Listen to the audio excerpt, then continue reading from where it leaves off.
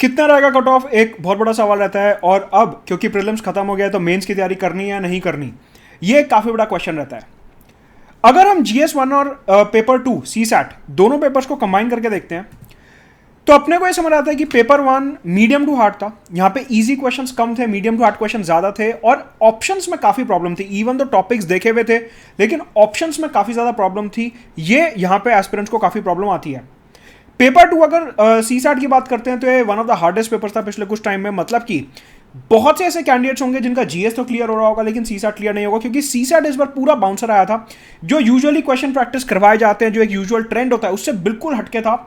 Chapters जो CSAT में पूछे गए थे काफी अलग चैप्टर्स थे। नंबर सिस्टम बहुत ज्यादा डिटेल में पूछा गया था, जो यूजुअल चैप्टर्स होते हैं वो नहीं पूछे गए थे। अगर दोनों फैक्टर्स को हम कंबाइन करके ओवरऑल कट ऑफ देखते हैं तो ऐसा अंदाजा मान सकते हैं कि कट ऑफ जो है वो या तो पिछले साल जितने हैं उससे हल्का सा कम ही रहना चाहिए, because primarily of the CSAT। और प्लस एक और फैक्टर जो यहां पे काम कर रहा है वो ये है कि वैकेंसीज इस बार पिछली बार से कहीं ज्यादा हैं।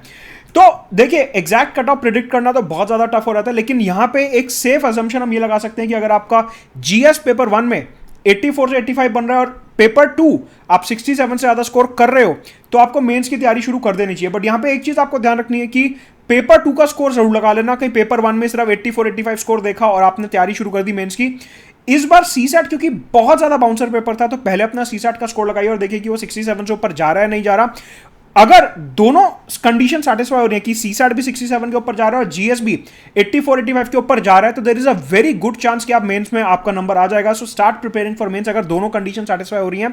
अगेन, कट ऑफ प्रिडिक्ट करना बहुत मुश्किल है। GS का पेपर इतना ज्यादा भी मुश्किल नहीं था जितना लग रहा है, क्योंकि अगर पिछले साल से कंपेयर करें, पिछले साल स्पोर्ट्स के भी क्वेश्चन थे, हिस्ट्री में करंट अफेयर्स बेस्ड क्वेश्चन थे, जेवियर्स फ्रांसिस वगैरह का, ये सब काफी अलग अलग टाइप के क्वेश्चन थे पिछले साल। इस बार इतना ज्यादा अनप्रिडिक्टेबल पेपर नहीं था।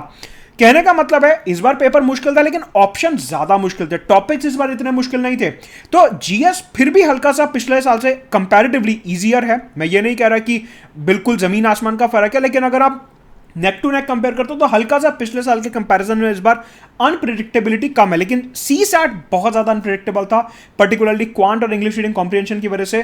तो ये सिनेरियो रहेगा, दोनों कंडीशंस देखें एंड स्टार्ट प्रिपेयरिंग।